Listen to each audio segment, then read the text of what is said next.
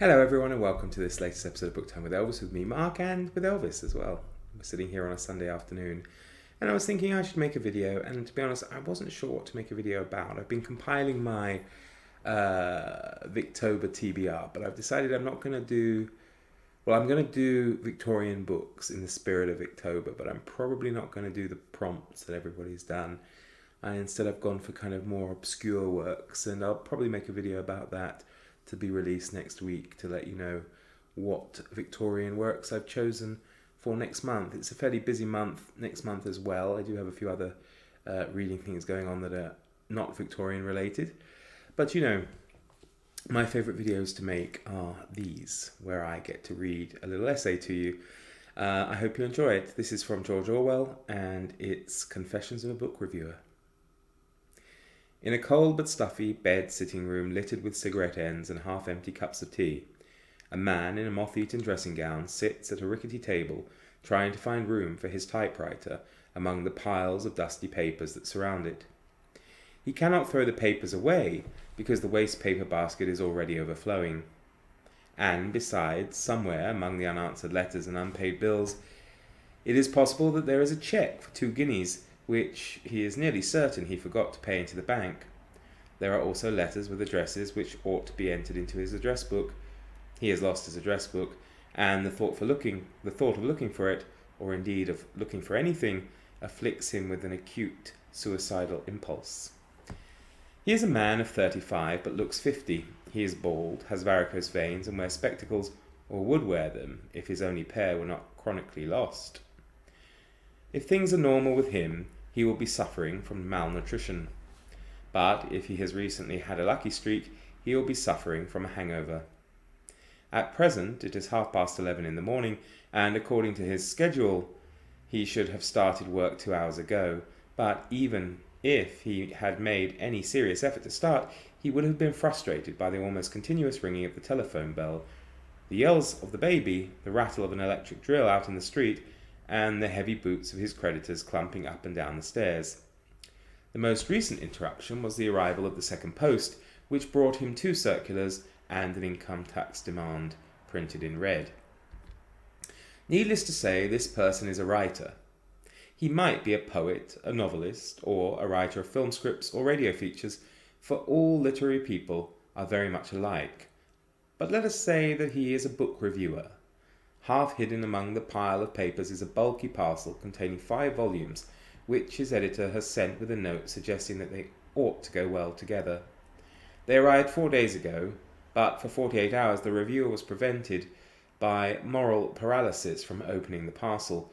Yesterday, in a resolute moment, he ripped the string off it and found the 5 volumes to be Palestine at the Crossroads, Scientific Dairy Farming, A Short History of European Democracy, this one is 680 pages and weighs 4 pounds, Tribal Customs in Portuguese East Africa, and a novel, It's Nicer Lying Down, probably included by mistake. His review, 800 words, say, has got to be in by midday tomorrow. 3 of these books deal with subjects of which he is so ignorant that he will have to read at least 50 pages if he is to avoid making some howler which will betray him not merely to the author, who of course knows all about the habits of book reviewers, but even to the general reader. By 4 in the afternoon he will have taken his books out of their wrapping paper, but will still be suffering from a nervous inability to open them. The prospect of having to read them, and even the smell of the paper, affects him like the prospect of eating cold ground rice pudding flavoured with castor oil, and yet curiously enough his copy will get to the office in time. Somehow it always does get there in time. At about 9 p.m. his mind will grow relatively clear, and until the small hours he will sit in a room which grows colder and colder, while the cigarette smoke grows thicker and thicker, skipping expertly through one book after another, and laying each down with the final comment, "God, what tripe!" In the morning, blear-eyed, surly and unshaven, he will gaze for an hour or 2 at a blank sheet of paper until the menacing finger of the clock frightens him into action. Then, suddenly, he will snap into it. All the stale old phrases, a book that no one should miss, something memorable on every page, of special value are the chapters dealing with etc., etc., will jump into their places like iron filings obeying the magnet, and the review will end up at exactly the right length and with just about 3 minutes to go. Meanwhile, another wad of ill-sorted, unappetizing books will have arrived by post. So it goes on. And yet, with what high hopes this downtrodden, nerve-racked creature started his career only a few years ago. Do I seem to exaggerate? I ask any regular reviewer, anyone who reviews, say, a minimum of 100 books a year, whether he can deny in honesty that his habits and character are such as I have described. Every writer, in any case, is rather that kind of person, but the prolonged, indiscriminate reviewing of books is a quite exceptionally thankless, irritating and exhausting job. It not only involves praising trash, though it does involve that, as I will show in a moment, but constantly inventing reactions towards books about which one has no spontaneous feelings whatsoever. The reviewer, jaded though he may be, is professionally interested in books, and out of the thousands that appear annually, there are probably 50 or 100 that he would enjoy writing about. If he is a top-notcher in his profession, he may get hold of 10 or 20 of them. More probably, he gets hold of 2 or 3. The rest of his work, however conscientious he may be in praising or damning, is in essence humbug. He is pouring his immortal spirit down the drain, half a pint at a time. The great majority of reviews give an inadequate or misleading account of the book that is dealt with, since the war publishers have been less able than before to twist the tales of literary editors and evoke a paean of praise for every book that they produce. But on the other hand, the standard of reviewing has gone down owing to a lack of space and other inconveniences. Seeing the results, people sometimes suggest that the solution lies in getting book reviewing out of the hands of hacks. Books on specialized subjects ought to be dealt with by experts, and on the other hand, a good deal of reviewing, especially of novels, might well be done by amateurs. Nearly every book is capable of arousing passionate feeling, if it is only a passionate dislike in some or other reader whose ideas about it would surely be worth more than those of a bored professional. But, unfortunately, as every editor knows, that kind of thing is very difficult to organize. In practice, the editor always finds himself reverting to his team of hacks, his regulars, as he calls them. None of this is remediable so long as it is taken for granted that every book deserves to be reviewed. It is almost impossible to mention books in bulk without grossly overpraising the great majority of them. Until one has some kind of professional relationship with books, one does not discover how bad the majority of them are. In much more than 9 cases out of 10, the only objectively truthful criticism would be, "This book is worthless," while the truth about the reviewer's own reaction would probably be, "This book does not interest me in any way, and I would not write about it unless I were paid to." But the public will not pay to read that kind of thing. Why should they? They want some kind of guide to the books they are asked to read, and they want some kind of evaluation.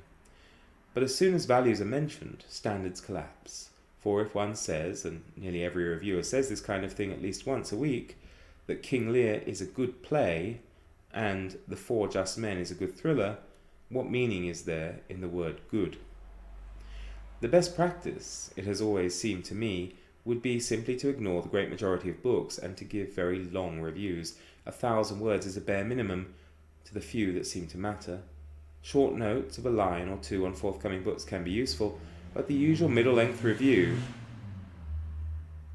of about 600 words is bound to be worthless, even if the reviewer genuinely wants to write it.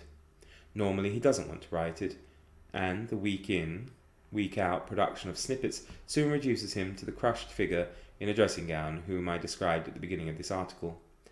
However, everyone in this world has someone else whom he can look down on, and I must say, from experience of both trades, that the book reviewer is better off than the film critic, who cannot even do his work at home, but has to attend trade shows at 11 in the morning, and with 1 or 2 notable exceptions, is expected to sell his honour for a glass of inferior sherry.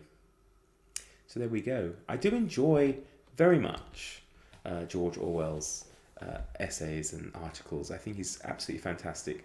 I know Sean D. Stampas really likes him, and he's really responsible for getting me into him, because, for a while I just thought, George Orwell is the author of 1984 and Animal Farm, and they were, okay. but reading his essays definitely have transformed my opinion of him.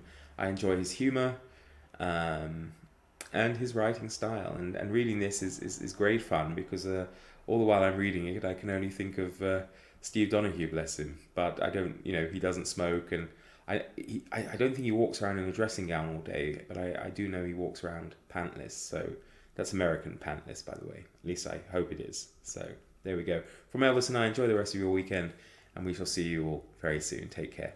Bye bye.